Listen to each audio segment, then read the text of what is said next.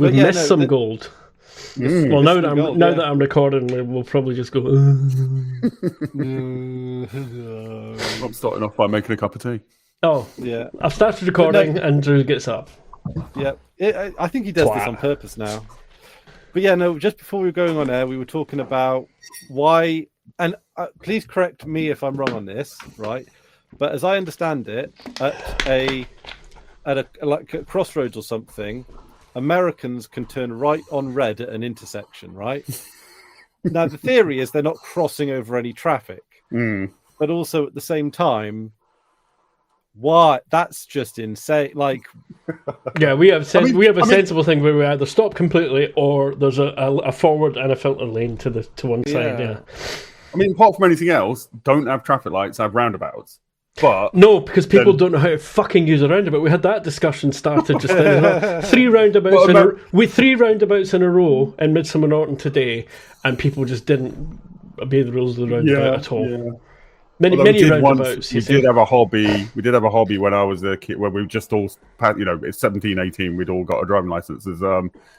At night when there's nobody around, up near JCB, completely dead roads, no danger to anybody else, but jumping over roundabouts instead of going round them, that's a lot of fun. As in, like the ones with the curb and the stuff in the middle, and you just go. Yeah, just a sort of a bump. Yeah, concrete bump. Sort of ramp up. Yeah, sounds like a great way to wreck your car. Yeah, that's the thing. Yeah, like wow. Now I go over speed bumps at a ridiculously slow speed because. Oh yeah. Yeah, well, I've not said this to Alan, and he doesn't watch this, so I'm probably okay. But there's a specific road we go into if we're going into a certain part. We don't go all the way into Bristol, but we go into like one of those industrial park. Shopping park places in the outskirts, and there's a whole road where there's like speed bumps, and it's not just him that does it. You see the other drivers do it too. Basically, between speed bumps, they'll accelerate and then have to sort of really slow down when they get to the speed bump. And you think, why not just drive fucking normally the whole way along? They did that when I used to live in Leicester. There were people that used to do that, like, and they used to just like slam on the brakes as well. Yeah, it's stupid. It's like. Oh, right, okay, there's a speed bump. Fucking at least speed bumps. Well, just drive at a normal pace all the way along and you'll be fine. It's meant to be 20 miles per hour. Well, there was a thing came out. Wales have had a 20 miles per hour thing, blanket, in a lot of areas for the past year or so. And the report came out that it's had a huge effect. It's had a huge, generally good effect. Yeah. But, the thing that annoys me is that drivers, particularly of motor vehicles, think that the roads exist for them. They forget that the road exists to get people from one place to another, or goods from one place to another. It doesn't exist for them to be on. I mean, the thing is, they are designed around the car. Less than America. It's a car-based culture. They're designed around cars. I can understand how they get to that entitled place, but yeah, I mean. Maybe we should say, obviously, I assume all of our positions is less cars, more public transport. Yep, definitely. Safer for walking, safer for bikes, and more public transport, less fucking cars. And a monorail. I can't believe that episode of The Simpsons ruined I swear that episode of The Simpsons ruined that technology, because the monorail is excellent technology. Absolutely fantastic. Yeah, it's you can lay track without being too invasive on wildlife. You can build it anywhere at any height, and it's relatively cheap. Like we should be. Yeah, and also I got a monorail for you. Yeah, dirigibles and canals. More of those. Dirigibles. Every time you mention dirigibles, I say again, you should read Ministry for the Future, because dirigibles is one of the solutions that they have. Why do you two say it like that? Dirigibles. How do you say it? Dirigibles. Dirigibles. No, I never said that. I said it properly. We're saying it the same, aren't we? Dirigibles. Dire gerbils, yeah. Say it, Hamish. Dirigible. Oh, dirigible. No. Dirigible. Dirigible. D-I-R-I, however you spell it. Dirigible. No. God, with this level of content, we should open a Patreon. Dirigibles. Incidentally, Chris, you boosted something today that I boosted and then took back once I realised who it was you were boosting. Who was I boosting? What was I boosting? I can't remember what it was now. But I immediately, well, fuck, it's him. No, I'm not going to boost that to other people. It's him. Who's it was him? What's his face? The fucking the guy that used to call himself a Linux gamer or something. Oh yeah, Gardner Bryant. What's wrong with him? He's a cock who knows nothing. What, him and the rest of us? Oh no! He's particularly bad. No, I'm not going to get into this, but he's an arsehole. Oh, I bet he's lovely. No, he's not. No. Hang on a minute, I've got a call. Eh? It's the Space Virgin's legal department. You'd never get calls, you liar. Out of all of us, you know. he hosts his video on PeerTube as well. I noticed that. Yeah, that's why I boosted it at first, because he's got somebody in PeerTube that I don't. Oh wait a minute, no, it's him. Does he still call himself a Linux expert or something? Because when he first came on the scene, he knew fuck all about Linux, and he was calling himself the Linux gamer. And then he went and said, "Oh well, I'll play games on Windows anyway," or something. Oh, the amount of bullshit the guy went through. He was one of those all evangelical for 5 minutes about something, then changed his mind and got evangelical about something else, and didn't really research anything. And nah. That sounds a lot like me. And that sounds a bit like me. No. There's degrees. There's, and I'm trying to remember. There's one particular thing that he did that just really pissed me right off, and it was some association with somebody else who was an even bigger shyster. Anyway, no, I've got no time for grifters except us. Okay. Yeah, ko-fi.com / yeah, whatever it is. Yeah. Also, in Ministry for the Future, they bring back sailboats. Yeah, well, I didn't think we got rid of sailboats. Imagine travelling. Well, I think they are a thing that is starting to come back. Yeah, because I mean, the last time we had sailboats in like the 18th century, we had 18th century technology. Now we've got 21st century technology. Sailboats could be fucking amazing. Not necessarily, like floppy, so just like things like curves on the ship that act with the wind and stuff. I'd love to travel by sailboat. That'd be like a big. Like an ocean liner sailboat, that'd be fucking cool. Well, I mean, you could do something over the channel because that would be quite easy, wouldn't it? Yeah, I don't really want to cross the Atlantic in anything smaller than a fucking. No, these are big. These are big. In the book, towards the end, they are crossing the Atlantic in a sailboat, and they talk about how it's going to take 2 weeks as opposed to what it would have taken, when they were powered. But it's like super well connected. You've got like your own little office where you can work remotely, and like it's all set up for taking things slower and being okay with that. And I think that's another thing that we, Yeah, that'd be a good thing for life generally. Yeah. I think I kind of like that idea because how you could hear the ocean, like you could hear it. Just exactly, yeah, not just the juk of the engines or whatever. Just. Oh yeah. Well, I love a good since we're not talking about the Expanse yet, I might as well tell you I've also got after we finish this recording, I'll be doing my live radio music show tonight. But also tomorrow, not tomorrow because I'm probably at some point in the next few days, I'm going to be doing sort of a box opening of PCBs. Oh, the 2600 PCBs. Yes. Oh. And talking about them. Deboxing. Well, that was a spoiler then. That box is already fucking open. That's a tease. You're worse than that person you were just... Yes. Fake unboxing. No, it's not a fake unboxing because they're still in their plastic seal. They're still sealed up. Also, I've got a new toy. PCBs were brought to us by PCBWay, yeah, literally. PCBWay for all your PCB needs. Although I paid for them still. Yeah. Also, I've got a new toy arriving tomorrow as well. What's that? Well, I'll tell you what. I will. The actual thing isn't arrived until tomorrow, but the some of the consumables have arrived today, and there's a bit of a clue. Is that inkjet ink? Is no Lammy? Oh, Lammy stuff. Is it? What's that? Those Lammy cartridges actually very fuzzy for me. Yeah, I have no idea what they are. Are they like cassette tapes? Yeah. Sort of. They are cassettes, but not audio cassettes. It's not like a BBC microcomputer. No, they're labels for a label maker. They're label cassettes. What kind of a label maker? A handheld one. Like a Dymo? No, but a bit more advanced than the old Dymo. But yeah, I love Dymos. Yeah, Dymos are cool, except I don't want to do things one character at a time, so I decided to go for a more modern electronic one. Yeah, they are. They're bumpy. The embossed labels. Yeah, they are cool. But this is a fancier 4. What are you labelling? What am I labelling? Everything. Yeah.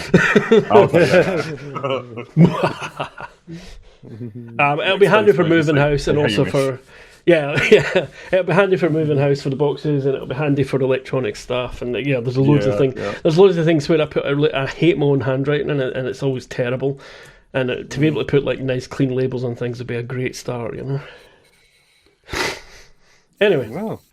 And that's sometime later this week when I've got time. I imagine we probably not like full on, but we imagine we all lean a bit stationary nerd. Oh god, stationary! I'm a stationary nerd. Like I'm a definite stationary nerd. I don't give into it, but it's definitely the impulse. Yeah. Like I like my Lamy Safari.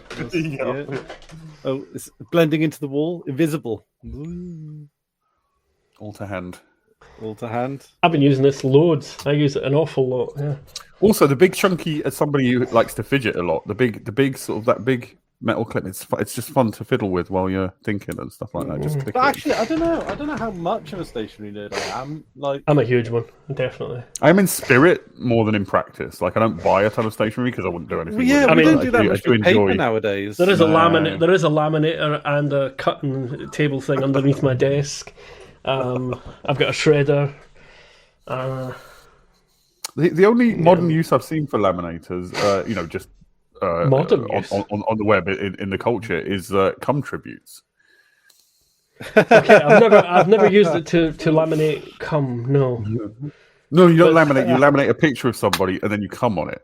Oh, I see. Right. Record it. So you can clean it off and reuse it. Like Margaret Thatcher, for example. Margaret Thatcher would be a good one. Yeah.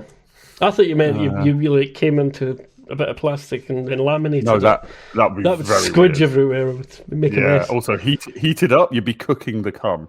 That's true. But you could mail it to people. Yeah, that's what I thought. Well, that's what when he said cum tributes, I just assumed it was some sort of weird thing that people like Drew did. It's like when you get those like samples of like rare earth elements and stuff like that with a little like you get that little but laminated with, like, package. Hamish's cum 2025. Dust. Just dust. Speaking of which, I finally here we go. I'm usually the one that's not as bad as you two, but I'm going to give you one. Or misses. Just before we went to start recording, I went to the loo and I finally got a blackhead off my penis. That's been bugging me. Good. It's annoying when you get a spot on your genitalia. It is uncomfortable. It was just this little blackhead and it was just hanging around. Finally got rid of it. Congratulations. Thank you. Oh, did I tell you? .com/the polar bear. Pardon? yeah, exactly. Aims the polar bear. Get some clear. I was going to say I should have kept the little blackhead ejector and laminated it to send a surprise. No, I'm sorry. It's hard to find my line, but we found it. Cum was okay, but a blackhead, that's just a bit of dirt. Yeah. No. I've never squeezed spots. I've never been a spot squeezer because it's fucking disgusting, the shit that comes out. Yeah, but you clean it. You don't just do it, you actually do clean yourself wait for them to go dry and then just, scratch it off. Yeah. I use, whenever I get like a spot or something, they got these little circles that you can buy in Boots, like stickers, like little plasters that you just stick on them. And I quite like them. It stops me fucking fidgeting with them. Yeah, I'm terrible. I don't get very off of it. With longer hair, I've noticed I've got a couple again, and I was like, I need to be careful with that. Yeah. It's because of the heat. Why my hair? Because the hair's touching my face. And that just spreads the grease around or something. That always did for me. Yeah.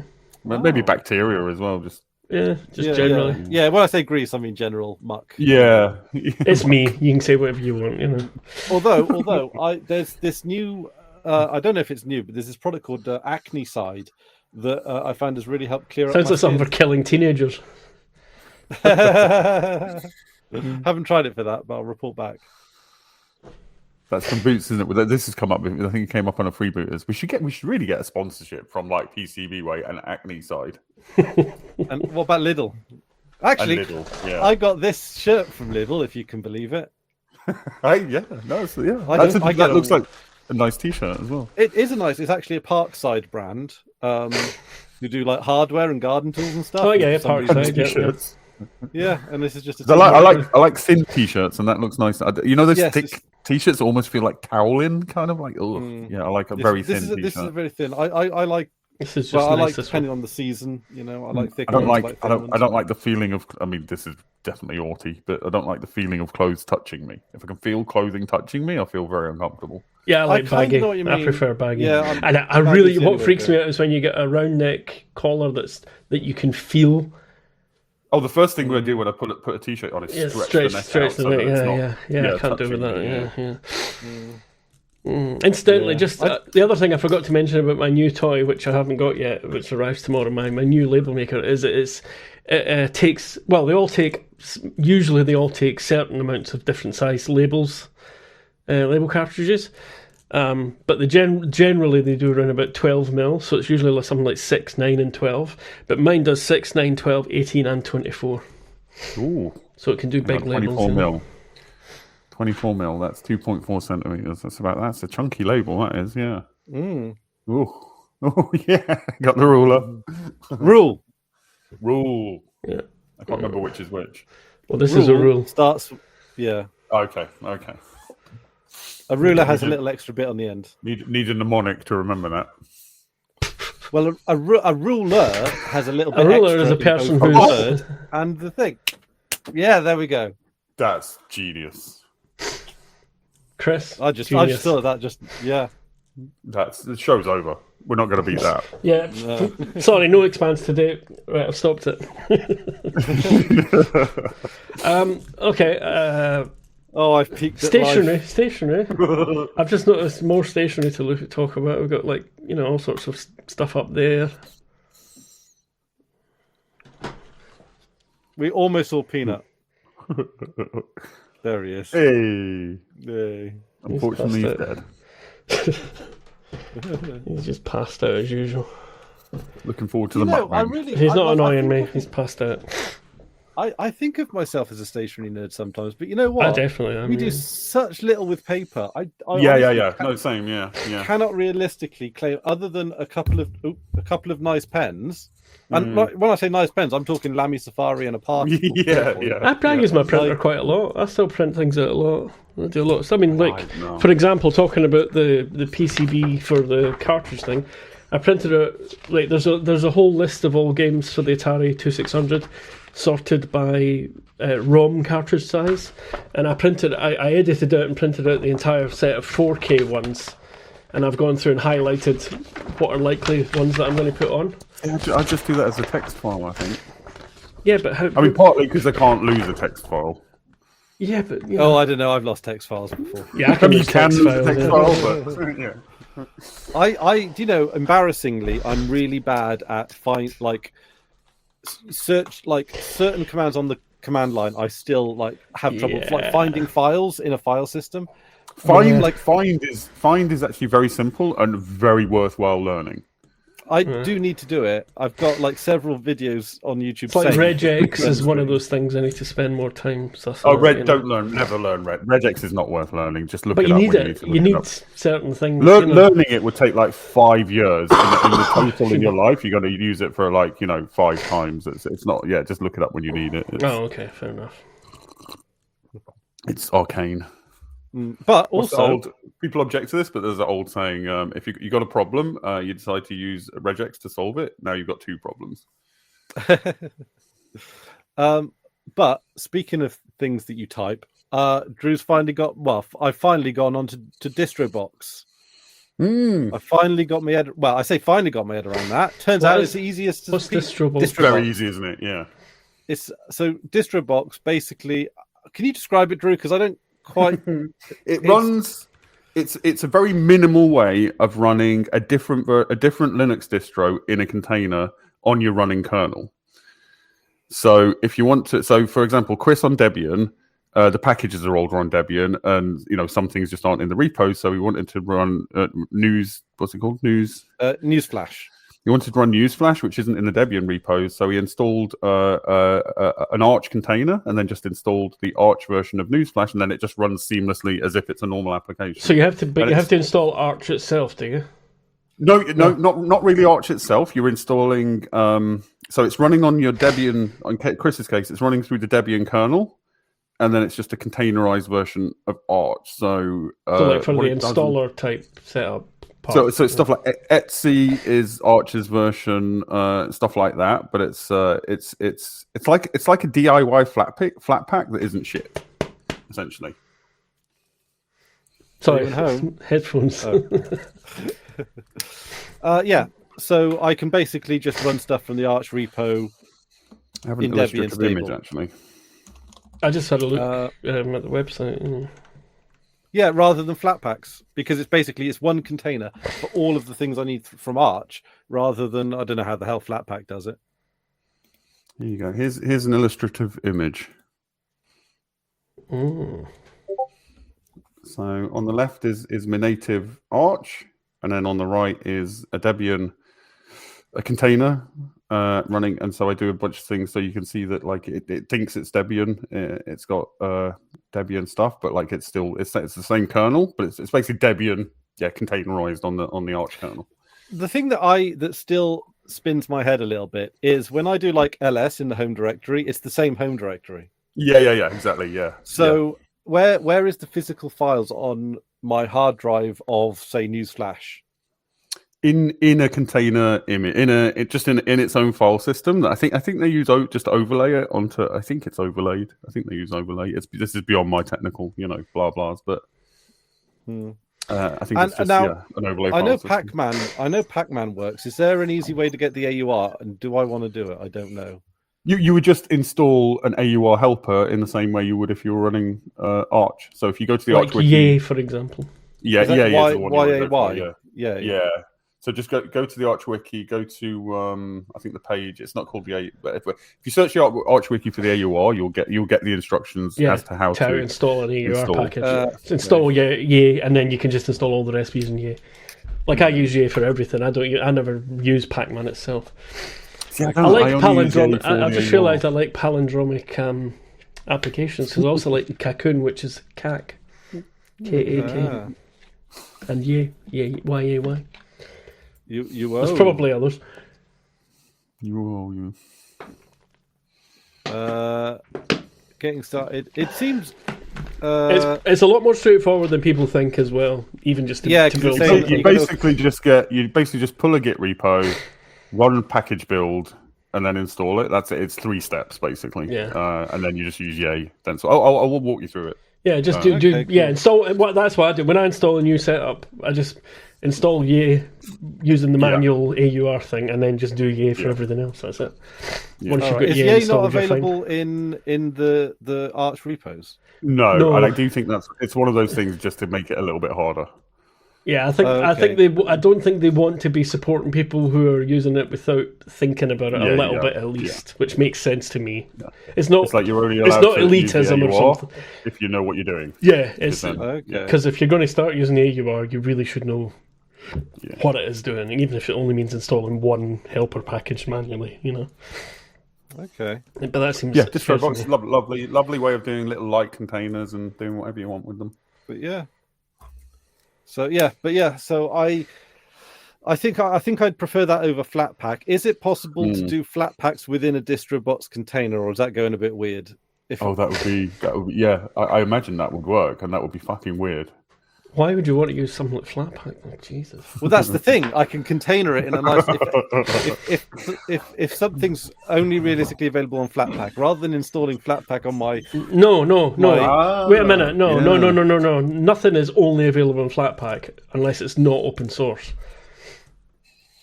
But my fuck, am I installing some random ass thing from source?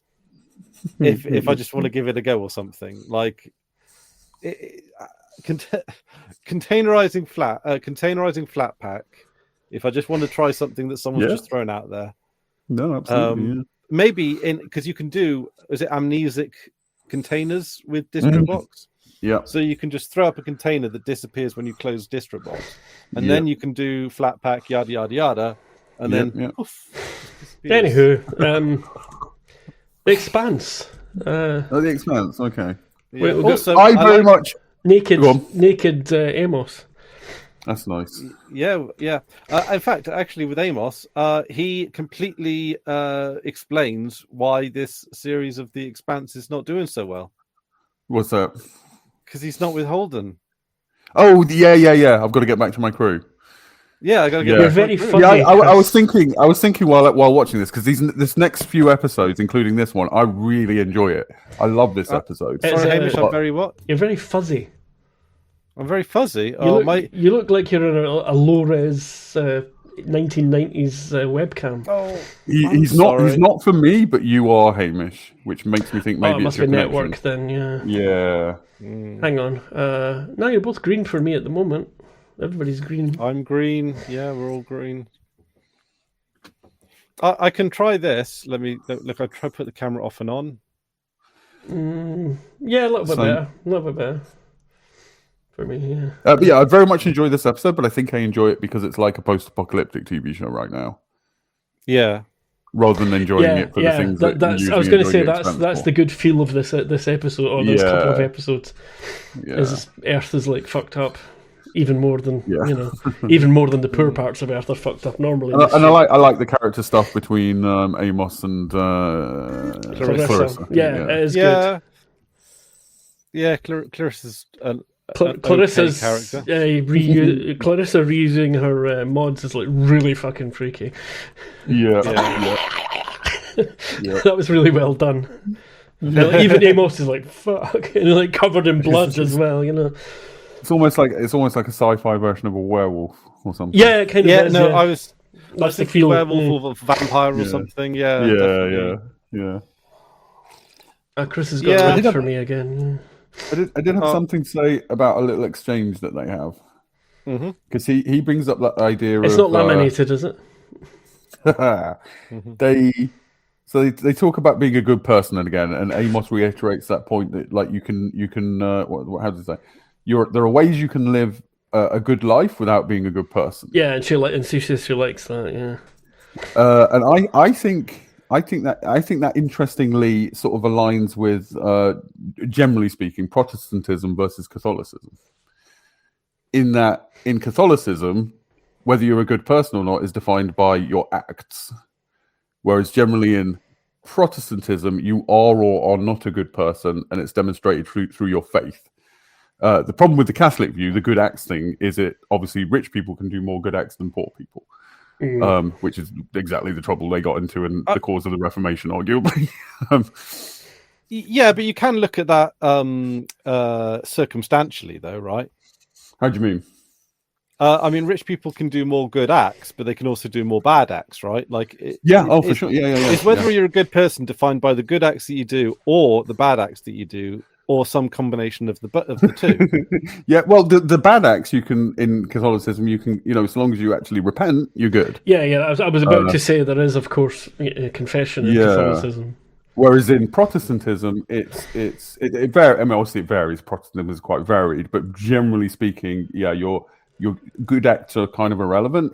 Not irrelevant's going too far, but it's about faith. And I mean, in Calvinism, that's predeterministic. So you are born either a good or bad person, and you are going to either heaven or hell, and there's nothing you can do about it. It's all predetermined. What's that religion that? So why bother doing anything then? Yeah. Well, the reason I bring this up is because when watching that, it always troubles me a little bit. And I think the way I see it, like if you do good things, you are a good person. Your good or badness is defined by what you do. So I would say that. Yeah, I would call Amos a good person. Amos is a good person, exactly. And Clarissa is now, they've done bad things in the past, but now they are both trying and somewhat succeeding to be good people. They're good people.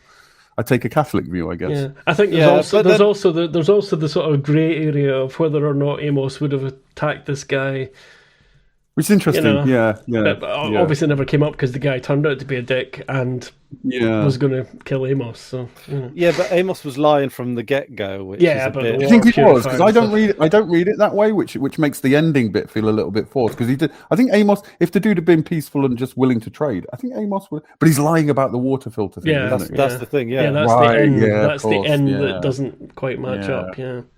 Yeah. Okay. Yeah. I mean, I think what's actually going on is Amos knows that dude isn't going to be peaceful. I think he knows that, yeah. So technically, it's like that's provoking him a little bit. Teleological reasoning, that is. On my part or on Amos's? Oh no, on your part. That's like post hoc ends justifying the means, right? No. I think Amos, like, because the dude's like a libertarian, whatever whack job. Amos knows that just from the situation. Context, So it's like when I was younger. That. It was like when I was younger, provoking fights by just going up to somebody who I knew would punch me, and then fighting back and going self-defense. It's that kind of situation. I think. No, because just because someone lives in a cabin in the woods and doesn't want anyone to come near them doesn't necessarily automatically. Like, you can't make that judgment. There's blood. Like, you see dead people who've tried to climb the fence. The fella they meet before basically tells them, take a wide berth here. I think he's got enough. And he says, like, I lived like this. I think he can read a situation like that and know that, Yeah, maybe. Well, I don't know. I'm not 100%. This is just me. I don't know. At best. Well, that's what I'm saying. I think there's a grey area. That's why I say there's a grey area in the whole thing. Yeah. And we've only got how it turned out to go, and we don't know. And what was Amos's next move going to be once he was stood there naked? And I do wonder that. Yeah. I think when Clarissa basically says this to him, says what Chris is saying, Amos agrees. So. I guess Chris's view, I guess, is right. Ultimately. But then again, I mean, like as a relatively non-spiritual atheist, like I don't like the concept of good and bad are only sort of like descriptors from our own personal framework. Oh right? I don't. Going back to earlier, I don't think good and bad has anything to do with fucking gods and spirits and superstition. It's to do with how you act. Ultimately, yeah. But then, if there's no ultimate authority, how is anything objectively good or bad, or do you not believe in objective good or bad? Well, I don't think I believe in objective good or bad. Then, like, let's just say I go out and kill someone, but that someone turns out to be a paedophile. There'll be a lot of people that say, "Oh, well, fine," and there'll be some people that say, "No, that's human rights." But if you reduce that, you get Marquis de Sade, right? Where he's like, we're liberals, God is dead, there's no moral authority, therefore it's morally okay for me to do anything which brings me pleasure. No, but well, to some extent, but that I suppose where I would draw I suppose my line is, if you're not hurting anybody else, then But why? But again, to extend, if there's no objective morality, why does it have to be? Why does it have to be an external rule to tell you not to be a dick? Basically, no. But why? That would be my question. No. But in a subjective moral framework, why isn't it okay to hurt somebody else? Because you know what it feels like to be hurt, and you know that's a bad thing. So why would you do it to somebody else? I don't think that holds. When you say you know it's a bad thing. You know it's bad for you, so why would you do it to somebody else? If murdering somebody gives me more pleasure, if it's a painless murder and it brings me a great deal of pleasure, then that's a net. No, it's not. You're hurting other people as well. You're hurting everybody that person knows. You're hurting everybody that person knows. Or kill them as well. Removing them. Well, you're going to have to kill a lot of people then. Yeah, but I think this is the problem. This is the thing about hurting people. Anybody that harms other people or takes their life or whatever, all that goes way beyond the simplistic view that the law and the media have about things. I don't think without an objective to refer to, I don't think you can say harm is bad. Hang on a minute. But the object is yourself. The objectiveness. Yeah. So hang on. Do you like being punched on the nose? There's times when I have. No, yeah, no. Well, I think there's well, anyway. It's a social contract to be walking down the road and not be expecting to be punched in the nose. That's what I'm getting at. there's a few things that are all lumped into this. There's more threads to this than just one thing. Like morality is just more of a metaphor, really, because oh my god, okay, I'm going to try and keep hold of this thread, but like the things that are agreed upon aren't necessarily objective. It's just that we all like vaguely agree, right? So it's like, I think if you took a survey of people, say in the UK, most people would say it's best if we have a rule that says we don't punch each other in the face. I will do my duty to not punch other people in the face in exchange for other people not punching me in the face. I accept that. So it's like social contract, basically. We have a social contract that is a certain. Yeah, so that's a different thing from morality, then. But that is malleable. That could like you could see a society where and that's what Amos talks about, where he says that in times of crisis the tribes get smaller. Well, no. But if we follow the Marquis de Sade's, it could or could not be satire. But if we follow that logic of without an external morality, anything I do for pleasure is fine. You could imagine a society that is organised like that. You're allowed to do whatever you want. How could it continue to be organised like that? Because nobody else, you'd have to all agree on what was acceptable still. If you just went around doing what you wanted, eventually it would just break into fights. Within violence and unrest. I mean, the Nazis. Here we go.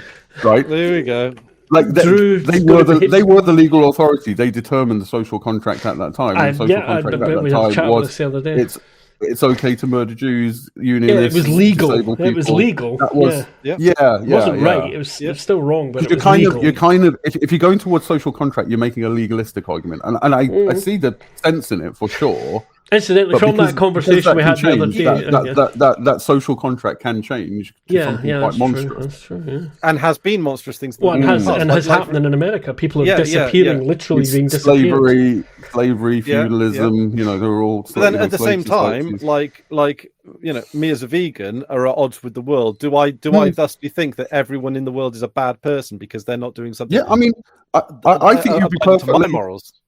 You'd be perfectly fair to say that I'm doing some evil by eating meat, and I agree that I am. Like, I agree that that is morally abhorrent, honestly, and I should be vilified. But does that matter? Does that matter? Yeah, I think it does matter. Yeah. Again, this is because it's inside your own head. I think that's where morality. Yeah, but like, I mean, it would be. Incidentally, before I forget, from that conversation the other day, the one thing I've taken away from that is I would never trust Ghosty if I was hiding in his attic.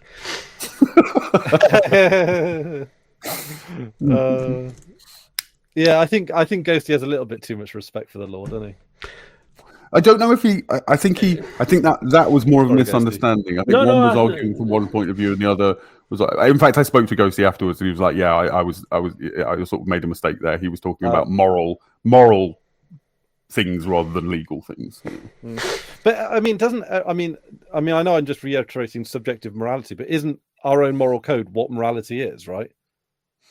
I mean, that's what you're saying. Our collective moral code adds up to a social contract, but I think without that, for me, doing harm is a moral absolute. Is absolutely morally wrong under any circumstances. Even self-defense, you're still, even when you're defending yourself, it's the right thing to do. It's the pragmatically correct thing to do, but you're still doing something morally bad. And I think as soon as you take that away, I think you can. I mean, then you start justifying anything. You can imagine, but then is something. This all ties in quite well to the Expanse, actually. It does ties into the whole Marco philosophy. Yeah, but does it matter if something's bad if there are no consequences to it? Yes, it still matters. How do you mean? Like if it's what do I mean? If you do something that nobody else is there to catch you. Right, for example, I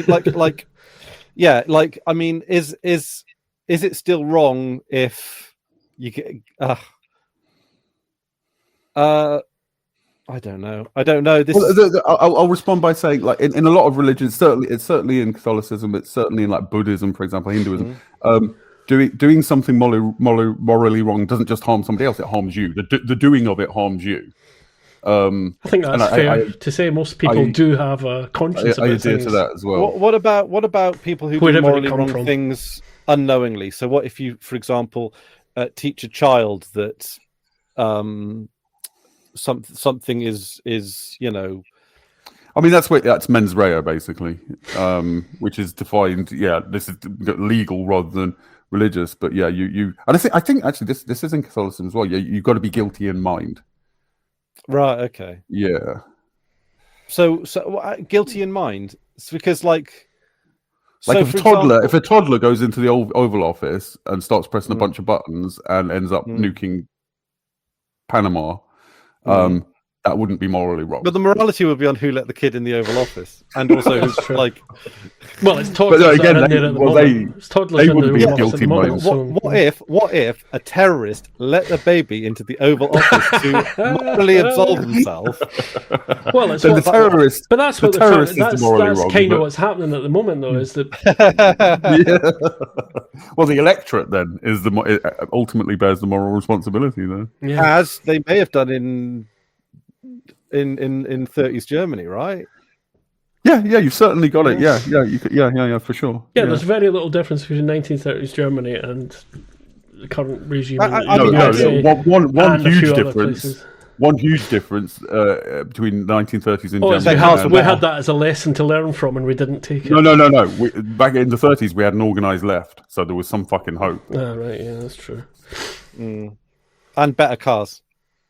Do you like 30s cars? Oh, Volkswagens are you talking about? Well, would you rather drive the old VW Bug, or would you rather drive the Cybertruck? I wouldn't drive either of them. I wouldn't buy a Volkswagen for the very reason that they exist. I agree that fascist design cars were better in the 30s, definitely. Yeah. Design-wise, Hugo Boss made some great uniforms, but I wouldn't buy their clothes. Yeah, now it's just fucking red baseball caps, isn't it? At least Hugo Boss. It is the Americanization of fascism, isn't it? It's like, at least it was stylish when Europeans were doing it. Oh, Jesus. And they had trains to actually run on time. Holocaust aside. Yeah, but where were the trains going? Is yeah, that's a bit of a problem, yeah. Well, it's like I had a bit of a discussion with this about talking to Alan, my stepdad worked for IBM. And he was saying, you must be against loads of companies. And I said, yeah, well, IBM, who you worked for. And he says, oh, what's that? I says, you don't know this, that they set up the system that allowed them to catalogue the Holocaust. Yeah. And he goes, oh. But then he started doing that thing that people try to do, which is like, well, it doesn't mean they agreed with the morals if they gave them a tool to do something. It's like, no. This isn't like selling a computer off a shelf here. This is a company that went into knowing exactly what this was going to be used for. And the one that gets me, it's less macabre than that, but the one that gets me is everybody knows it. Coca-Cola didn't want to sully their brand by selling Coca-Cola in Nazi Germany, so they invented Fanta as the drink that they would sell in Nazi Germany. It's like that's capitalism. Essentially, that's capitalism. And that's what would be my sort of like excuse for working for a company like IBM is. Yeah, but every company would be an IBM if they basically. No, absolutely. I don't think that is a reason. Anyone that survived would be. Yeah, you're right there. Yeah, well, I mean, the thing is like why. Well, it's like I think there's a thing at the moment where I saw an article. I didn't read the whole thing, but internet these days you just look at the. I shouldn't, but But the point is that the gist of it is that big companies, are paying the minimum advertising fee they can on X on Twitter. To stay in the good books of the regime. So they're, it's not that they're not, they're not boycotting it, but they're not making waves either. It's like fucking hell. That's collaboration, guys. That's exactly what it is. I don't really to extend on what Chris was saying. I don't really blame the companies for that. They're set up such that that's the only decision they can make. It's the problem. I mean, el problema es capitalismo, not the companies. No, however, there is a difference between somebody like IBM who came from outside. Going into that, IBM would have survived doing other stuff, They didn't have to go into a foreign country and get involved in a shady thing like that. Yeah, they were like, "Oh, this Holocaust, make some money." Yeah, no, totally right there. But and they were obviously telling themselves that this was not, they were obviously telling themselves, "Oh, people aren't actually dying; it's just an organizational." They were lying to themselves. I don't even necessarily think I think second to second. Companies ultimately are amoral. Because it's not like a lot of the time it's not one person making a decision to do this. It's a process, a very alienated clinical process, but also which is a deliberate feature. A deliberate feature. But also one of the things I feel that does a little bit of PR work for capitalism is the small business fetishization. I think that a lot of people, whenever they want to raise minimum wage, they go, "Oh, but think of the small businesses." When I had a small business, I couldn't have afforded more than I was paying. I mean, same on the other end as well. Whenever they do a tax break, I would want to. The thing is, though, I would have wanted to. Yeah, whenever there's a tax break, it never happens at small business end. It happens at. Well, no, they always talk about small business. We're trying to help small businesses, but of course, it doesn't go to. It never works. No. I never. When the Tories were in power in the coalition years, well, for one thing, I had a dartboard in the back of the shop with George Osborne's picture on it. But everything they were banging on about for business, none of it helped my business. And that was the bullshit they all came out with. And that's why I side with the leftists who believe that the petty bourgeois are a potentially revolutionary class, because if you can educate them as to that, then they'll be on board. Wait a minute, you calling me petty bourgeois? When you're in business, Well, yeah, I mean, also I'm petty, maybe. I don't know about bourgeois. But a small business on its own is not like particularly virtuous, though, is it? Right? There are plenty of small businesses that cut their corners and treat their staff like shit. Again, I think they're forced to because of the system. Like that's the system. And I think I'd be in favour of like small businesses under socialism. I'm not anti people owning. I'm not against people. It's just that it shouldn't be. I think it should be either nationalised or ran by local people. Run it as a co-op. Yeah. It shouldn't be. So should there be a limit to the size of businesses? Yeah. Yeah, probably. I'd go with that. Yeah. That's basically what China does. Yeah, I keep thinking it's like once a business reaches a certain size and operates sustainably, it's only to the detriment of the economy that it grows. Yep, exactly. Yeah. Things once they get to a certain point. I mean, if you have a business, you're either making something, offering a service. Well, that's pretty much it, isn't it? Or sitting on something. Pardon? Well, I mean, there is economies renting something out. That's not a business. That's a scam. That's draining. That's draining. A scam counts as a business. No, it doesn't. That's the point. We're trying to avoid that. There is economies of scale, but there's a company called Mondragon in Spain, which was set up by I think a Franciscan friar, and it's one of the largest companies in the world, and it's a cooperative. You can argue about how cooperative it is, but it's essentially a cooperative. They have a pay ratio rules. It's worker owned stuff like that. It's a massive company, but what it really is a collection of lots of little companies, and you get the economies of scale by putting them all under one umbrella. So which is how co-ops work generally, isn't it? Yeah. How is that different from a franchise? Because the franchise is licensed. Globalism, basically. Yeah. Because with McDonald's that operates as a franchisee in like Subway, is the shops are owned by usually like a finance group or sometimes like a small business owner, and they'll buy they'll buy the land, then get the planning permission, then do all the bits to get the McDonald's up and running. And I think your average McDonald's makes something like 1.2 million a year. So it's like if you can do it, like the money comes back to you, but. So most McDonald's are owned usually by like finance. Groups, They're not going to be. It's not going to be a small local business who's doing a food service. That's going to go. It's not worker. It's not worker owned. No, it's not even worker centric. No, but I do sometimes question that. Is it possible? Like, if the workers get together and have enough money, can they then buy a McDonald's franchise? I guess in theory, but whether the company McDonald's would allow that. Yeah, exactly what I was about to say. Whether the corporations would allow it. If you go, no, this isn't right. I'd love to. Well, if it's making McDonald's money, are they going to care? Yeah, no, because it's like things like UBI. Like they don't like UBI. We talked about this many times, but UBI would be good for capitalists. Yeah, but they don't want to go down that path. As soon as you've got to work around McDonald's, that's people are going to see that works well. They don't want socialism. And also those people would have power because they'd have a group of people working together. I would love to know if it's at least been tried. Not that I'm or if there's something in the maybe there is. I don't know. If feedback at Kofi whatever Hamish, and if we get enough money, we'll do a worker-owned McDonald's or Burger King after we've travelled the way in an RV. Burger King. No, fuck you. Burger King are minor Nazis. McDonald's are major Nazis. McDonald's are awful, but the food. They're all Nazis. It's not. It's horrible. It's fucking nothing. It's the most boring. Great vegan. No, I like the McPlant. Have you tried the Burger King vegan stuff? Yes, and that's good too. The problem with Burger King is, first of all, they put too much salad on the burgers, and secondly, you don't get any salad on the burger. Everything tastes of bacon. That's the problem with Burger King. Everything tastes mildly of bacon. Well, it doesn't taste of bacon. It tastes of bacon flavor crisps. You get a burger, you bite into it, and you taste bacon flavor crisps. McDonald's, it's nothing. It's foam, but it's fucking delicious. Anywho, this is not getting us onto the Expanse, and we are on a clock. They both today. win for me. Why I have the McDonald's logo behind me. Also, it's the Impossible Whopper. That's what you want to get. The vegan Royale is a bit mid, but it's okay, But ultimately, we shouldn't be eating any of that shit. Let's be honest. No, but it is delicious. So.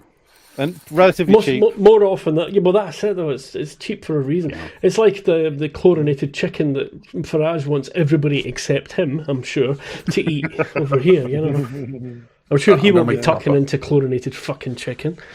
I can't stand this Burger King shilling. I'm going to go piss it out. I've stopped shilling. So, so we've discussed that. I suppose the big story point is. Or the big character point, particularly, is Amos and Clarissa. So I'm hoping that at some point soon, Clarissa and Amos are going to get back onto the Rocinante. Think about Clarissa. She doesn't really have like a point at the moment, right? She doesn't have a goal, an ambition, a thing that she needs to do. She's a bit lost as a character, isn't she? Well, I think that's kind of the part of it. Part of the discussion they have in the show about her family, because they talk about her grandfather, then her father, and the fact that her father just didn't, once she was in jail, he didn't communicate, which is ironic since he was in jail. Yeah. Honestly, I would have thought. Sorry, I would have thought that Jules Pierre Mao would have respected that, to be honest. But he just treated her like shit the whole time, though, didn't he? It was just the entire time. Yeah, he must have wrote her off from the beginning or something. Excuse me, sorry. Yeah. Oh, I think Hamish's cough has come back. Yeah, it won't go away. Really. Keeps coming. Is it? Yeah. Sometimes it just like the tail end of it just lasts forever. Yeah. Like the lingering cough. Yeah, horrible. So I want to know what Clarissa's like. Like, obviously, they've brought her back into the show for a reason. She's going to do something, but to me, I see no apparent. Not necessarily. This show does bring characters back who they're there for a bit. They, work with, and then they meander off again. It's not necessarily building to anything particular. Yeah, but it feels like this. That she's a proper like she feels like a character in the show. I like her. I like her a lot. Yeah. Even Prax. He sort of was there for a bit, and then he but he fulfilled his character arc. Yeah. Like he had a point. Clarissa doesn't seem to have a point right now. I think Clarissa, and this is not me being teleological. I genuinely can't really remember what happens in the rest of the show, honestly. But I think her character arc is just redemption. I think. I think that's the point of it. Yeah. Okay. Yeah, that makes a lot of sense. Redemption for who does she kill? That engineer fella was the really sad one. That was the one that really Yeah, she caved his head in, which was not nice. And then crushed his body into a panel in the wall. Yeah, and then she blew up. She blew up. I can't remember which side, but she blew up somebody's ship, didn't she? And then framed Holden for it. Yeah. We still don't work out how she did the fabricated video. That seems like technology we've got now. Never mind back then. In the future. It is, but then why on earth? You'd have like 7 fingers. Yeah, but yeah, exactly. It's like Holden with 2 noses or something. But like, my dog's got no nose. How does he smell? How does he taste? Yeah, I guess so. But like, I always found it a weird point of contention that they wouldn't have even queried that video was doctored. In a world where you have the technology to create, and there are other places where they do go, we've got to check this, isn't? It seems like for story reasons they're quite happy with to that one. Just like, it, I mean, I guess the argument you could make is it was time pressured. Everything like it was like if once. we don't do something in the next 30 seconds, we're fucked. So it's like, you just go on what you've got. Yeah, but I agree that's a little bit of a wobbly point. Yeah. So especially. I'm looking forward to seeing what becomes of her because I reckon she'll be around for a large part of the series. I reckon so. That's my sort of Chris theory. Chris theory. Also, wandering through the fucking ice in like just a flag, I can't imagine being that fucking cold. Is it? Yeah, they've just got UN. They've just got normal clothes, normal indoors clothes, and then a UN flag draped. Actually, you know what? Yeah, knowing how the thing is, the missing point about whether or not what they did was a good thing or a bad thing was how cold they were. We don't feel how cold they were. But it was the middle of the night, and they were wearing a t-shirt and a flag. Oh, and then Amos ends up in his birthday suit. Yeah, and it's like, you know what? If someone's okay, so here's the other moral conundrum, right? Yeah, why didn't the guy help them? Is another. Did he have a moral obligation or duty to help someone that was clearly going to die without his dude in the shed? Yeah, the shed. Oh yeah. I would. This comes back to a conversation from a while back. Like, it's the zombie apocalypse. Somebody slowing you down. Do you leave in an actual apocalypse, my morals probably change quite drastically. Do you leave them behind, or do you? That's the thing. Like morals do change under the circumstances, and that's also why objective morality can be kind of difficult. Yeah, you've got a point. Because it's like, you're making me think Drew thoughts now. God, if like for example, a zombie apocalypse, would I really be that bad if I started eating meat again if it's the only thing I could find? No. It depends which one of us you were going to eat. This goes back to what I was saying before. Like for me, so leaving somebody behind in a zombie apocalypse, to increase the chances of the rest surviving, is morally I couldn't do it, which is why I'd be a bad leader in a zombie apocalypse. Like I think the right choice for the survival of the group and pragmatic reasons is to leave that person behind. But I still think that's morally abhorrent. I think it's the correct thing to do in this. It's like self-defense, same as self-defense. Is it? I mean, that is a self-defensive act, effectively. Yeah. I think self-defense, fighting somebody off, aside with the Buddhist here, that's still morally wrong, but the correct thing to do under the circumstances. I think something can be. Yeah, but then a preemptive strike's abhorrent then if it's self-defense. Yeah, still, yeah. Like in the prison yard, right? You're obsessed with prison at the moment, aren't you? You know that to survive in prison, what you got to do is you got to go up to someone and just beat the shit out of them, right? Because I don't know if that's true for real prison. You're going to leave prison. Yeah. Chris's first day in prison, he ends up in solitary for beating the shit out of some burglar, He's like, why did you wanted to play some D&D? Or if you knew someone was going to attack you, you attack them first. Yeah. So you knew that the skinheads, the white supremacists, were like they're going to shank you in the shower. So what you're going to do is you're going to jump them individually before they give you a chance to surround you in the shower. Where I'll be very quick, but you just reminded me of the bit in Arrested Development where one of the characters is in prison. They're all white. One of the prison characters is in prison. He gets shanked by a white nationalist, and as he goes down, he just goes, "But I'm white." That's it. Yeah. Like again, I make a distinction, and it's an uncomfortable one, but morally wrong, but pragmatically the correct thing to do in the circumstances. And also the thing is because times are like that's why I don't really believe in morals, is because it's like morals don't really matter if they're easy to keep, right? Well, no. So, no. Okay, so this is how it would work for me. Let's pretend that I'm a practicing Catholic, right? We're in the zombie apocalypse situation. I'm the leader. If we don't leave this person behind, we're all going to get eaten, right? So I leave that person behind, and we carry on. And then I go to confession, and I say, "Forgive me, Father, for I have sinned. I abandoned my friend. I left somebody to die. Blah blah blah. Please forgive me." That's morally wrong. Why would you be a practicing Catholic in a zombie apocalypse?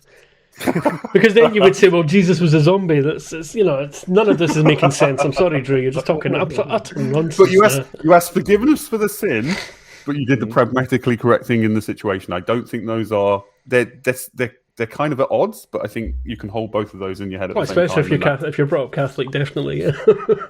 But I don't know if I even but forgiveness from whom? Doesn't matter. I mean, God in Catholicism, but that's not really the point. The point is that asking forgiveness does good for you. Yeah, clearing your own conscience, kind of thing. The thing. What's his name? Actually, was saying on Navarra, the dude Bastali, he's converted to Catholicism, and he was saying he just since he's become Catholic. Thing to do. A lot of leftists are. Since he's become Catholic, which is weird because Catholicism's really right wing.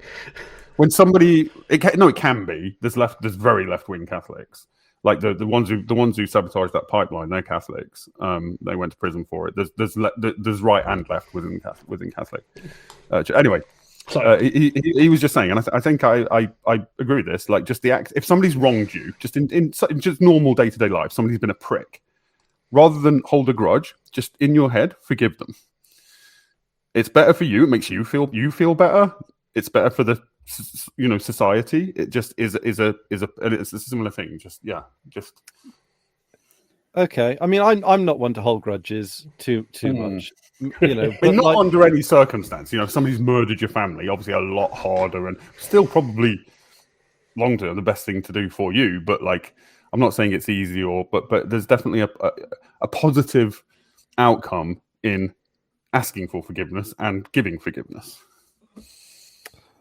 Well, I mean, yeah, but that's as opposed to what I think the liberal would say is, well, it wasn't wrong. Acknowledge the wrong and move on. Basically, I mean, yeah, I get the difference there. Yeah. We've all done wrong things. How do you think Amos is on that front then? Because if we're going to tie this into something that we're actually talking about, Amos versus that guy, and the way things turned out, do you think that's kind of how he? I think it's do you think that's how he sleeps at night? Yeah, the pragmatic choice. Yeah. But also, if we think about it in the billionaires context, right? The guy's hoarding and killing huge numbers of other people. Like if the alternative was to die out in the cold. So if you bring Marx into it. But billionaires aren't going to die out in the cold. They can give away almost everything and still be. No. He's making an analogy. So Amos and Clarissa are the poor people. Oh, I see. Right. I think that's far too simple. That's nothing. There's nothing like billionaires hoarding. But then really, if you say that was self-defensive, and in which you're acknowledging still perhaps a morally wrong thing to do, but pragmatically, I think you're just ending up at the same you're ending up with objective morality at that point. I think. No. If you're acknowledging that it was a dodgy thing to do, but under the circumstances it was justifiable. But that's only my belief system. That's I don't expect that. That's it just happens to align with God's. What a coincidence! Checkmate, atheists. I guess it's so it's the case of do something bad or die. So if it's the case of do something bad or die, then does that make that deed good or less bad or morally neutral? It depends. It's because do something bad or die is like somebody's trying to murder you, self-defense. It's either them or you. They're attacking you, self-defense. That's still. I still think that harm that you did to that person is still morally wrong, but it was justifiable. Whereas hang on. If the situation is you're in a Nazi prison and they come in and say, shoot your best friend or we'll shoot you. I don't think shooting your best friend is both morally reprehensible and not justifiable. I think then you the right thing to do there in both senses is take the hit yourself. I agree. Whether any particular person, whether I'd have the guts to do that in that situation, I don't know. But there's going to be you next anyway. Yeah. I don't know. Well, this is kind of odd because technically it's the Nazi that killed your friend. Yeah, but then again, if you're in a situation like that and somebody hands you a gun with a bullet in it, you take one of them first, then get shot anyway because you're going to get killed anyway. I mean, if you're going to get, but then more likely the sort of evil of that sort of situation means they probably shoot your friend and make you watch rather than shoot you. But if you, I don't know, this is difficult because it's like if you're coerced into doing something wrong, does that offset some of the moral badness to the person who's doing the coercing? Yeah, for sure. They're also doing something morally wrong, but I think you are too. I don't think that excuses you for the act. Unless you're literally forced, as in literally you have literally no control, no choice, then you're still. Yeah, you bear some of the responsibility, I think. Less. Yeah, I guess so, but at this point it seems redundant. Like morality is no longer a thing that's in play. Survive, it's survival, I guess. Or I mean, we should also point out that in survival situations, people tend to be, contrary to what's usually depicted on the screen, people tend to be very cooperative and think in terms of the good of the group and stuff. Like, so we're somewhat, Yeah. Okay. So if someone does a terrorist attack and this terrorist attack causes rioting for some reason, or not rioting, like looting and general breakdown of order and unrest, right? And that's done with the intention. So maybe it might be like bombing supply chains, starving people, and then throwing rocks at a planet. Yeah, to bring it that back kind of to, thing. Yeah. Is that person trying to provoke riots responsible for the riots? Are the people rioting responsible? If that was their intent, if that was their intent, again, it comes back to men's right. I think I might be misusing that term, but guilty mind. I don't. Yeah, but then I don't see that. Right, time's against us on the old Expanse thing. Okay, all right. Okay, right. I mean, just to wrap it up. Some of this actually fits in quite nicely if we would just actually talk about the Expanse as well, especially with Marco. This is stuff that humans have been thinking about for thousands of years, and we've never got like a concrete answer that we could all agree to. It is, open, yeah. Feedback at the polar bear. Yeah, God, if you want to. God, we'll pass it on to God for you. Yeah, I've got the beer. If we were, yeah. Does that make me Jesus? I'm Jesus. God, Jesus. Yeah, well, you are. You've got more hair. Yeah, so you're quite Jesus. Oh yeah, white Jesus. Yeah. Yeah, White. Father, Son, and Holy Ghost. There we go. Oh, what is that? So he's the Holy Ghost, is he? He's the Holy Ghost. Yeah. Drew, the spirit of something. Anyway, so what else have we got? We've got we've got a little bit of Avasarala. Oh, and you get your answer. You get your answer as to who's in charge. Yeah, I like this guy. But he is feeding into a trope that I really dislike, which is it's seeming to be, but I might be jumping the gun here. The best person for power is the person that doesn't want power. I really detest that sort of very simplistic maxim that people seem to throw around as if it were true. It's one of those things where there's truth in it, for sure, but it's too simplistic to be a guiding rule or whatever. Yeah, like would you hire someone for your business who didn't want the job because they do a good job? I mean, maybe though. Depends what the job is. Yeah, no, I get what you. I think Hamish and I shouldn't say anything in response to that. Yeah, I'm not going to say too much about this either. Yeah, but just because you were asking about it, who's in charge, and we get our answer. So because the thing is, I do like him. What is it, Department of Transport or something? Yeah. I think the counter to that, because it's definitely true. The people who are hungry for power generally are not good. I think that half of it is more true than the counterpoint that somebody who doesn't want. Yeah, I think you've got a point there. Because partly, I think experts expertise is really fucking important. And if you're not, and we don't have that in politics these days. That's a big problem. No, we really don't. We really don't. Yeah, that's right. That phrase is "ask about face." Then it's not that the best people for power are the people that don't want it. It's just that people who shouldn't have power are the ones that want it the most. And also, I would say that's even that might not always be true. Might not always be true. No. Yeah, there might be some people who really want power are actually quite good at. They might want it to actually help people. Yeah, if you crazy idea for politicians to actually help. Well, there's a politician started. It's on change.org, which is questionable, but he did start a petition to get the government to talk about wealth tax instead of cuts. And he's a Labour politician, so it's kind of a Labour politician acting like a Labour politician. But yeah, so like Hamish was saying, somebody who they really, really want the power in order to do good. So I think we boil down the phrase that if they want power in the abstract, if they just want the power for power's sake, but then it's like when you're caveating it's not a pissy fucking thing anymore. Yeah, exactly. That's the problem. Yeah, that's why Chris is right to go, well, this is simplistic and not very accurate. Basically, it amounts to don't put a psycho in charge. Which we constantly do. Yes. Well, yes. For some reason. Yeah, but okay, or spineless shits like the one we've got. No offense to any psychopaths watching. I know that psychopaths can lead, secretly good lives. Yeah, I guess I think so. But the Secretary for Transport, Department of Transport guy, he seems like a nice guy with his heart in the right place. That was the impression. That was the point, I think, though, isn't it? It's kind of, as you say, it's a sort of simplistic. Yeah, and he got through chaotic events, was bolstered well above his position, and he asked Abasarala to be in his cabinet.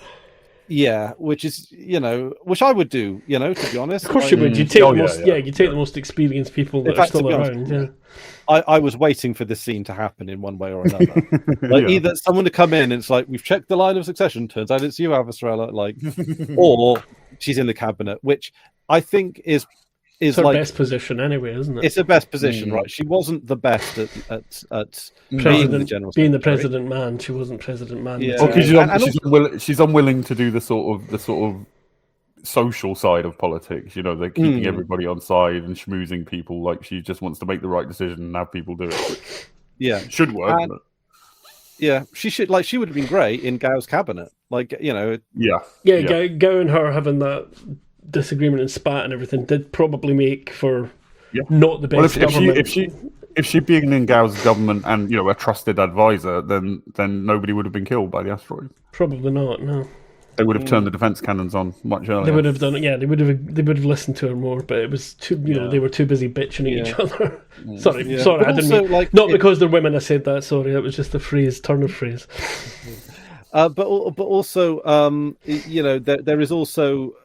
It's this general sort of constant butting of heads of the old guard and the new ideas. Sometimes yes, there is expertise and wisdom in the old, but at the same time, you want new ideas. Things can be entrenched a little bit, and it's it's all it's about marrying those two together in a way that you get the best results, which is another eternal question of time that we're not going to be answering on this podcast. Sticking with the Avasarala thing, of course, there's the thing about her husband. She does explicitly state that her daughter and her family are fine, but it's her husband that's gone missing. And she's very obviously crying and everything, which is she doesn't often show her emotions that way. She'll show her emotions in anger, anger and stuff quite easily, but not her soft side, Well, but ultimately it doesn't matter, and I'm surprised, because she's quite a smart person that she hasn't noticed that that isn't actually her husband; it's an imposter. Yeah, it's just some guy that turned up partway through a third series or something. Especially because this imposter doesn't even seem to be that much he seems to be a worse version of her husband. I know, No, so maybe a real husband is fine. I like husband number one. I forgot his name now. Oh bloody! Was it Brian something? Andrew. No, Andrew. No, not Andrew. Hang on. No, Andrew, somebody else. Arjun. No, I meant the actual actor who plays the original. He's in loads of stuff. The original husband. His name is Julian Bashir's dad. Yeah, that's one of the things he does. Yeah. He's in Seinfeld as well. Wow. I just rewatched all of Seinfeld. Don't blame him for that. Why would you do that to yourself? Because I quite like it. I still like it. But, I mean, obviously I have to not think about what a fucking prick Seinfeld himself is. All of them. Yeah. Hang on a minute.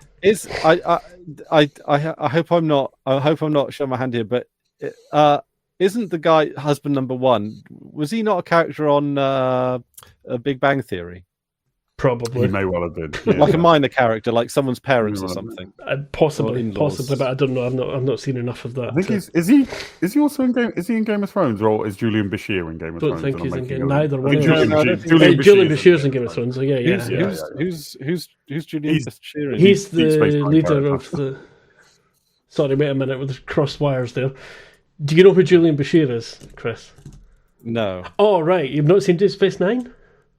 No. Oh right, he's the Doctor. Not Star Trek. He's not a Star Trek person. No, all right, okay. He's the Doctor from Deep Space Nine, but he also plays the leader of the Martell. What's the Southern Kingdom called? Oh, yeah.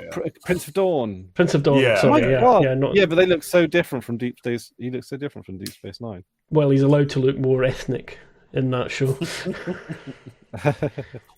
You know, Star Trek. Star Trek's all about spreading all the love and being all, hippie and inclusive and everything. But as long as you're,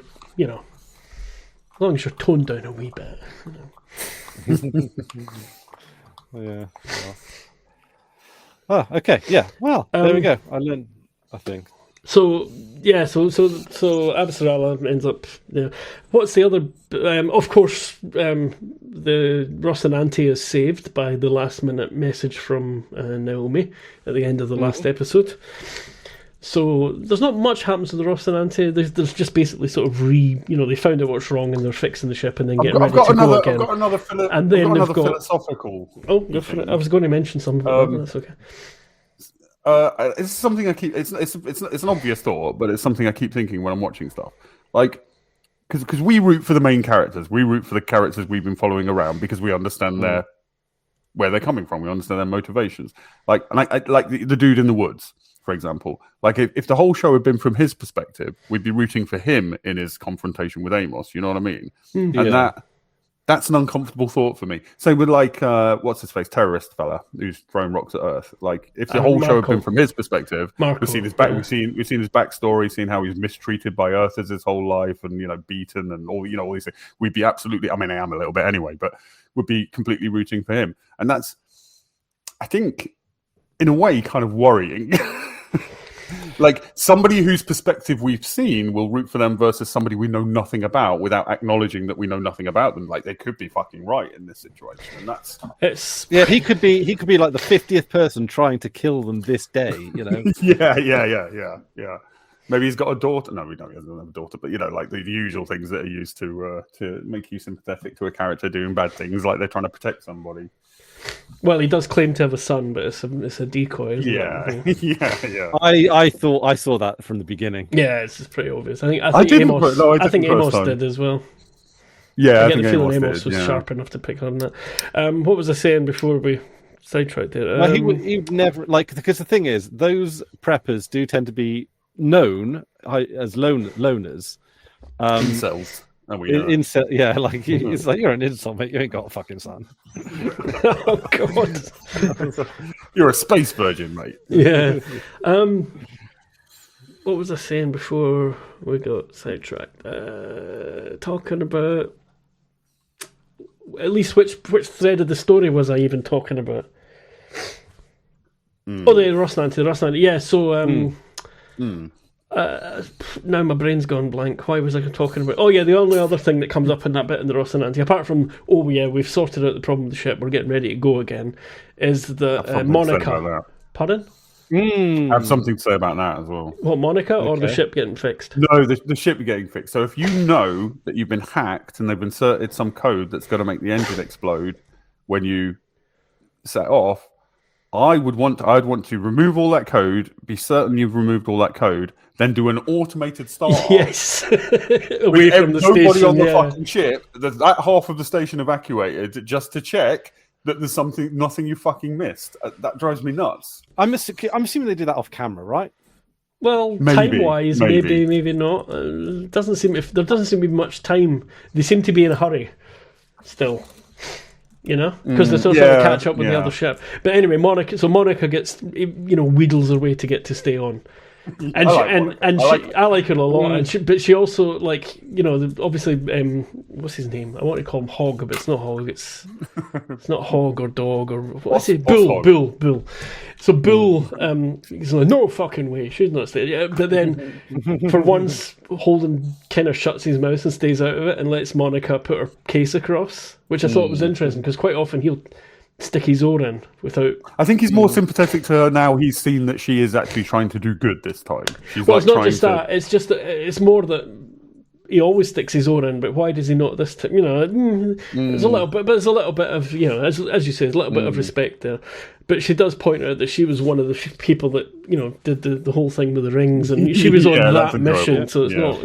That is a big deal. That she was like one of the first people through the ring and survived. Like that's.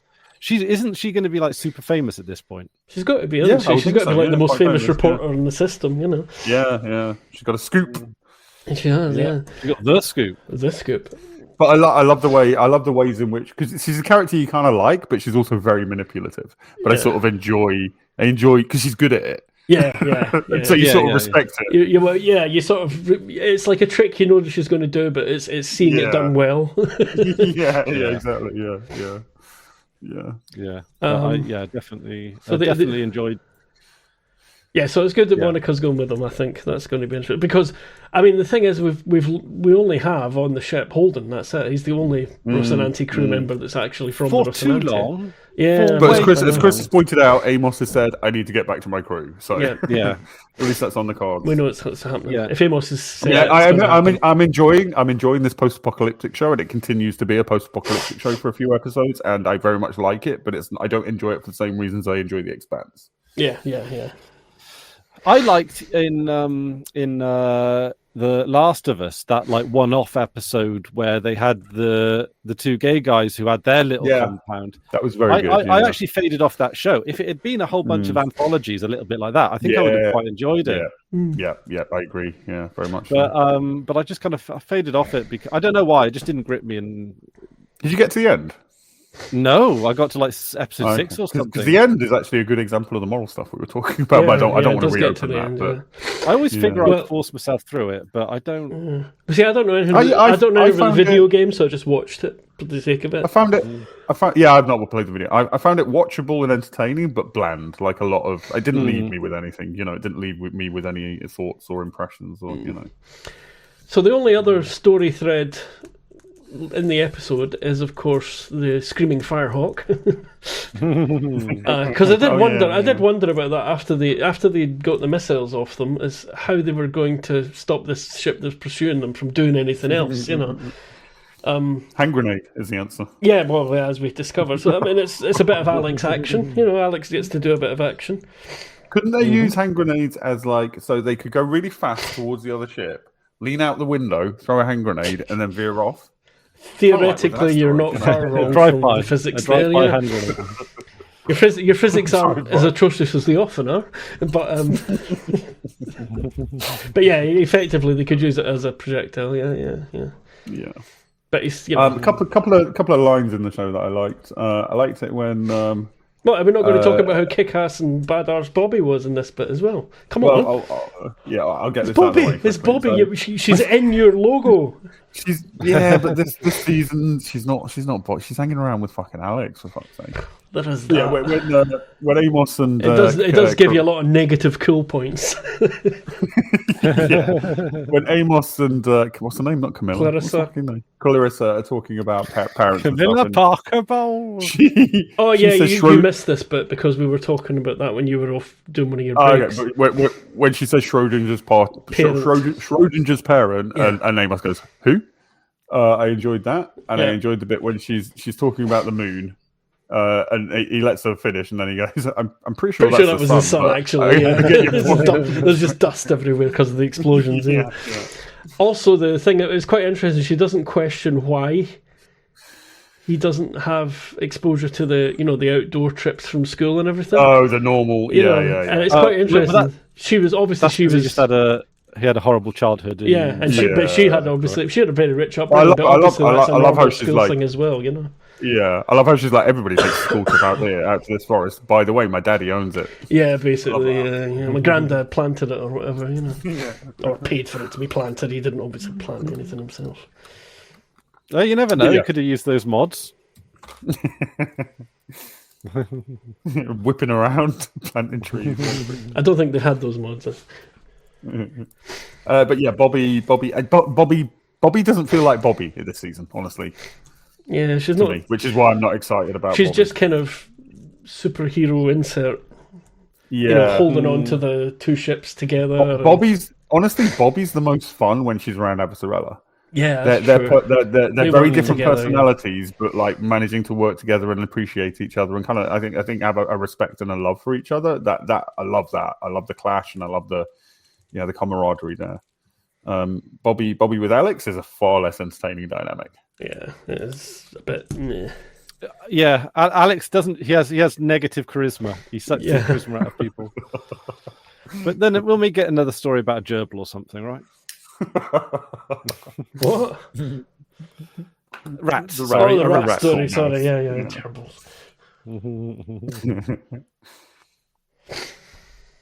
So, any other? You said there was a few lines. What other lines did you like? Oh, just those two: the Schrodinger thing and the sun thing. I enjoyed those. Yeah, the sun thing's good. Yeah, so I'm pretty sure that's the sun. Are we going to talk about Naomi? Of course, there is another thread. Shit, sorry. Oh my god, that's very telling that all of us kind of went, that's the only other thread, and then went, oh wait a minute, yeah. That's actually the bit that made me think about if you saw stories from the other person's perspective thing, because you know the other black woman, the very attractive black woman.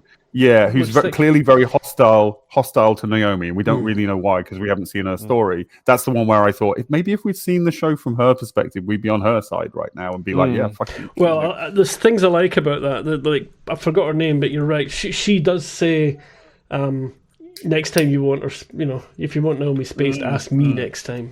That's me. Yeah, I like that. That's very So we don't know what the beef is, and also, but the one slightly audience-y thing is that obviously Kamina is right there and she doesn't know that Naomi's there. That's kind of, it's a wee bit. And Philip, fucking Philip. Duh, I don't need to send a message to her because shut the fuck up, Philip. My mummy is here. Oops. Yeah, he's it's but that's kids for you, isn't it? They do say he's like 19 or 20 or something. I don't know if he's meant to be younger than he looks, to be honest. Contrast, and I don't blame the actors. Don't blame the. No problem with the actor at all. No, the actor's great. But contrast Philip with who's the young kid that we meet earlier as Diogo. Diogo, yeah. Contrast Philip with Diogo. As something missing now in something. Like Diogo, absolute prick, teenager, all this teenagery stuff going on, but you kind of loved him. Philip, I think the writing is worse. What if Diogo was Naomi's secret son? See, that would be so cool because we know him already. We feel for him. Is that a bit too? Oh no, yeah, but Star not necessarily Wars, Star Diogo Trek. Himself, Everything has to be tied together. But at least we know him and we empathise with him, and we. It would have been interesting. Yeah. I give you that. There is, if I remember rightly, I think it's Philip that has quite a good. Actually does have one decent story arc coming up. If it's either Philip or Diogo, one of the two of them. Now that you've got me thinking about it, maybe am I thinking of something that's already happened? I've forgotten. I can't remember because it's all to do with. I know it's to do with the war, so it must be this series. Oh, is it the bit where Philip goes away for a bit and he discovers he's got a blackhead on his penis? That's it. That's the one. Yeah. Late to that. No, there's a bit. I don't want to say it because I don't want to spoil things for Chris, but there is a bit. I might be mixing up something else with. I might be conflating a couple of things here, but there is. I'm pretty. Can you type me a hint because I've got no idea what you. Hang on, I'll see. Yeah, hang on. Where's Drew? See if I can get this right. See if I'm getting the right person.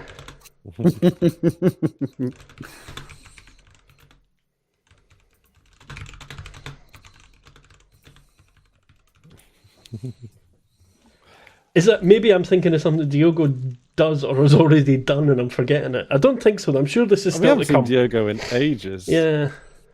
I think it's Philip, though. I'm pretty sure. I think it's... Do you know what I mean, Drew? No. No? I think it's just unfamiliarity with this season, maybe. I've only watched this season a time or two. Yeah, I'm pretty sure it's Philip, and it's this series, I'm sure. Okay. But yeah, there's one decent story up, but now I'm beginning to think, was that something that's happening with Diogo? But no, I think it's Philip. But that doesn't ring any bells with you at all. No. Oh wow. Right. I mean, carry on talking, and I'll type something. Yeah. No, I've nothing else to say really, other than I think there was something decent with Philip coming up, and that was why I didn't completely hate him right to the end of the show. Yeah. So what about so Kamina and Marco is a bit more interesting than just the Naomi and Marco stuff. I think it has to be said. No, still not floating anybody's boat. Okay, yeah. So it was interesting, actually. Yeah, like this is a bit of their moral sort of conundrum, where it's like, look. He's like the only shot. No, Drew, not that. Uniting. Okay, yeah. So go, Chris. He's trying to like when they were having that discussion, they were like, he's uniting the belt. We're either in or we're out. It's not the way we do it, but I'll be right back. I've just got to take him for a pee. Sorry. But we've got to bolster our collective forces, and it's not going to be the way that we want to do it. Yes, it's going to be bloody and awful, but if we don't do it, we die. We survive fighting, or we die morally good. I do like that it's just a member of somebody on Kamina's ship who just says like why are you all pretending like we've got a choice? Yeah. We either join or we die, basically. Yeah. And actually that swung me around. I'd be like, you know what?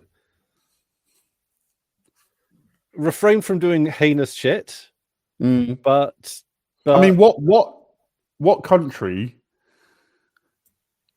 Not 100% true, but what country didn't start off with something that probably we wouldn't morally condone?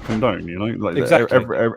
Everything because everything is born in violence. So yeah.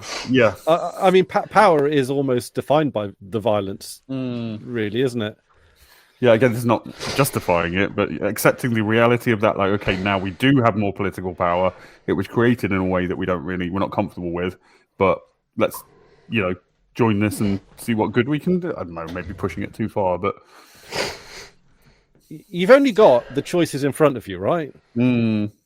They're not all going to be ideal choices. I take it we've spoken about the guy who takes over the speech and says, "Look, we're basically." Yeah, exactly. Yeah. We don't really have as much choice as we're being presented, as is being presented. Yeah, and that guy actually, I think he swung me around. Yeah, I think it makes sense. I mean, even then, I mean, I keep coming back to this, but if maybe we see this is a legitimate rebellion, like the Haitian revolution, Haiti. I can never know how to Haitian. Thank you. The Haitian revolution or something like that. It's people who have been mistreated rising up and seizing power. It's going to be violent. Well, it's like there's loads of places like that, though, isn't there? I mean, I'm sure they've tried asking nicely, right? Yeah, for sure. Yeah, absolutely. Yeah. So it's interesting. One thing I think is interesting in this as well, that Philip seems to have more of a plan than he did at first, but it's written in a way that makes you think, did they just think to add this stuff in to try and fill it out a bit? Well, he mentions this thing about agriculture. And he talks about it'll be tough for a while, but we can do it. It's like he didn't really seem to have much political thinking in that direction before. But the thing is, we're seeing the battle. We're seeing him during the battle. Like he might have had the plan, but during the American Revolutionary War, they weren't talking about what economic system until you've won the war. You might have that plan in mind, but Yeah, I can buy that. I can buy that. As the other thing that really sort of, sorry, the dog's really trying to piss me off now. The other thing that kind of got me about that is I thought he was going to say, I mean, I know he didn't because I've seen the show before, but I always felt like what he should have said there was, we've got the access to the rings for agriculture as well. Yeah, it's like good point. Yeah. Because it says Earth is the only source of live soil. Surely some of those planets, which we know have life on them, must have life. Also, but that's going to be a big. That's going to take time. Well, but so is if you've got some thing. But also, they were talking about how people in the planets who are settled on the planets of the ring, that their daughters and sons are not going to be belters. Yeah, they could. Would they just be creating the same thing, but on the other side of them, behind them as well as in front? Yeah, and also no mention of Prax. He's the guy that does it. They mentioned someone. They mentioned a different scientist. It'd be so cool if Prax was in this revolution. Prax and May. That'd be cool. Like, he's been sort of like made militant by proximity to Amos, and he's like, yeah, no, this is the way forward. That'd be kind of interesting. I'd like that. Yeah. I think it's obvious from what Chris said. From what Drew said, that's not going to happen. Sorry, Chris. I mean, I don't think that seemed like a likely. No. It should be, but if you've got live soil, can you not make more live soil once you've got live soil? Is that not how that works? I assume if you put live soil, you need more material though. You need more materials to. But the bacteria would continue. Yeah, if you've got dead soil and live soil. Yeah, you need to feed. Yeah. You can put fresh topsoil in your garden. Yeah, and get more out of it. But you still need to have. You need to have the right type of plants, and you need to have a cycle of things. Okay. Yeah, but also, and I think this is what they were kind of doing with the Agdome. Is you can do stuff in synthetics. I'm sure they could find synthetic soils, because you can grow a lot. Okay, the food might not be great, like you might be limited. You mean like compost and stuff like that? Well, I'm just thinking like when you're compost at school, manure are organic. You can make, if you've got the right bacteria, you can make more of the right bacteria by feeding it. That part's, but also, I don't want to say simple, but we grew like less complex. Mustard cress and things like that in cotton wool. Yeah, but that will only take you so far, though. Yeah, that's already fertilized. Yeah. Or if you try to recycle that into the same thing and just added water all the time, it wouldn't work.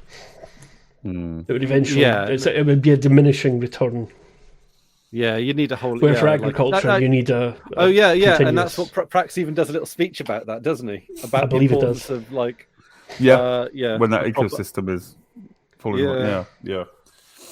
Shit! I thought I solved all of the problems by turning water into food. Like you've got feces, you've got organic material. You can. Yeah, but that's what I'm saying. You need some that needs to be produced from somewhere. And if you have say it's animals producing that, you then have to feed the animals. Well, I'm thinking humans. You've got plenty of humans. You've got organic waste. Well, have you seen The Martian? Have you not seen The Martian or read The Martian? Exactly. Yeah. It's not. It's pretty. Is that not accurate? It's not terrible. It's not terrible.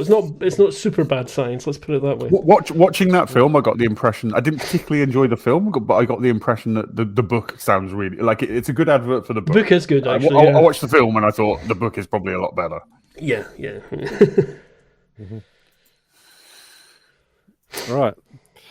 Do we need to say something daft to end the episode? Yes. We're always saying something daft, though, so it's finding the right moment to say something daft and to stop saying it. Have we covered everything, though, in the actual show, in the episode of the show? I think so, yeah. Because I feel like I feel like there's more we could say about...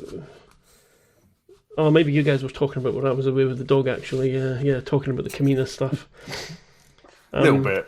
Yeah. I think we. I don't know if we were all on the same side of that, but the guy brought me over. He was like, what? That was kind of. Yeah. Well, the interesting thing though is what should have been the giveaway to anybody who was paying attention was that essentially Purple Lipstick Woman comes on and says, "Well, you can go, but you'll be our enemy." Or you can stay and speak to Marco. Yeah, exactly. That's different. That's different from what Marco says. Marco says you can go and go in peace. He's lying. But yeah, 100% sure. But yeah. But yeah, I mean, he might not be. The point is that it's just another thing that this guy says in his argument is or actually a few people say it. I think when they're talking before that big speech, is that the Earth and Mars people from the inners are not going to pay attention to which faction they're, the ship's from or whatever. It's because belters equals bad guys, Yeah. Which kind of justifies Marcos's whole thing. Really. Well, I mean, and it's it's very 9/11, the whole thing. Yeah. But to some extent, we get to see the other side of the coin a little bit, and we do know they had it coming. Well, obviously, again, those 3,000 people shouldn't have been murdered, but the seeds were sown long before any of that. The only thing that is a problem with me thinking that way in relation to Marco is like he killed tens of millions of people, which is a step up. Yeah, he could have made a point without his bigger... Did you really need to kill tens of millions? Yeah. Well, the thing is, though, is that he didn't know where those asteroids were going to land. Oh, no, he knew roughly. No. They could just as easily have landed in the sea. He had a rough path. I don't think they were aimed, though. I think he knew after they launched them, they know where they might land, but he's not aiming at a particular place, I don't think. I just got the impression that the calculation was just made to hit Earth. I'm not sure how accurate you can be with an irregularly shaped, Although maybe that doesn't matter. Yeah. And also, I don't know. You count everything as a point mass. Yeah. Yeah. So I don't know. When I did astrophysics stuff, everything was just a point mass. It doesn't matter if it was an asteroid, a planet, a sun, whatever. It was just a point mass. Over that distance for any accuracy, though, you'd still need to very accurately know where the center of gravity is, which is a very hard thing. That's why it's a point. That's why you count it as a point mass. Doesn't matter. You have a point mass, which is the center of gravity.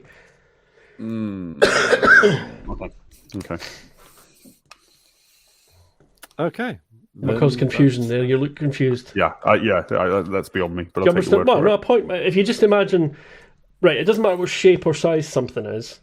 If you just think of it as a point with all the mass. No, but the point mass has to be in the right place. Yeah, but that's the point. Matters. You do your calculation based on the point mass, though.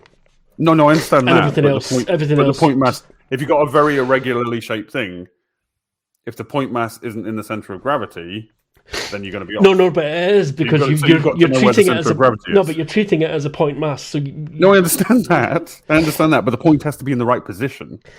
No, it's not a point on the thing. That's not what I'm saying. A point mass is not a description of a point on an object. A point mass is a model of the entire object. No, I understand that. So, okay. In that case, you need to know where the object is, which in real mass is where the center of gravity of the object is. Yeah. There's some calculation, but it's not an accurate calculation of the center of gravity of a very irregularly shaped. Okay, you keep coming back to the same. I think there's a slight misunderstanding, but I'm not going to go on about it. Sorry, I'm choking to death now. Okay, but anyway, the long short is how detailed, how closely would he have been able to have aimed things for?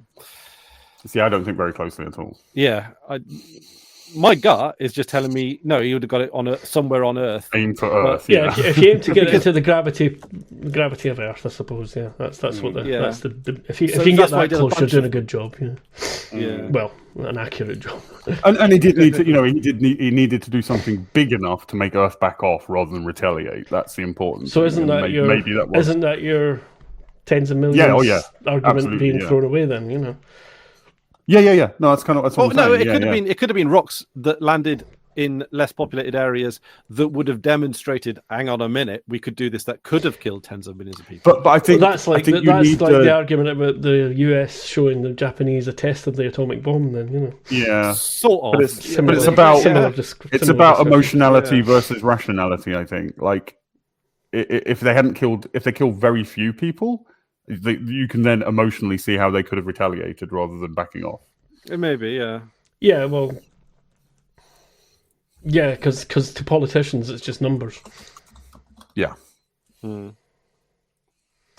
we're not stopping on that. Sorry, guys, we're not stopping on that sort of desolate point. Chris, tell a joke. Okay, did you know that I got the Leslie Nielsen Award at my school when I was growing up? No. What's the Leslie Nielsen Award? Oh, you bastard! No. I've asked the wrong question. You got to go. No, you got to go. What's that? You've got to go. What's that? What's that? Yeah, what's that? What's that? It's a big building where children learn things in. Sorry, yeah. I should have realised what the joke and the punchline were before I started bumbling into that one. Okay, I'll tell you a different joke. There's a big white horse goes into a bar, and he walks up to the barman and he says, I'd like a whiskey. What have you got? And he goes, well, I've got famous grouse, I've got bells, I've got all sorts. I've even got one named after you. And he goes, what, Fred? Oh, right, yes. White horse? It's a whiskey, yes. Okay. My turn. I was going to say, there's actually two parts to that joke, but I'm not going to bring the other part in because I can barely talk as it is. What did Cinderella say when she got to the ball? I don't know. Oh, I know where this is going. Oh. Right, Chris? Yeah. Did we end it there? Well, she sucked that blackhead right out.